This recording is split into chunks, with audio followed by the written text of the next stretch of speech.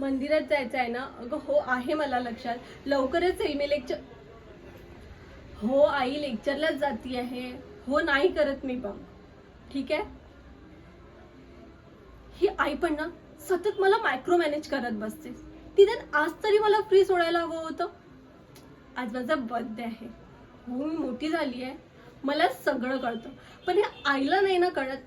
आणि अनफॉर्च्युनेटली मी आणि दादा आईसमोर काहीच बोलू शकत नाही. बट यार, मला पण फ्री लाईफ जगायची आहे. मला पण पार्टीज करायची आहे. तान्याने सँडी सारखं. हे लोक किती लकी आहे यार. यांना नाही सतत कोणी मायक्रो मॅनेज करत बसत. आई मला हे नको करू, ते नको करू, इकडे नको जाऊ, तिकडे नको जाऊ, असे कपडे नको घालत, असं नको करू, सतत असंच चालू असतं.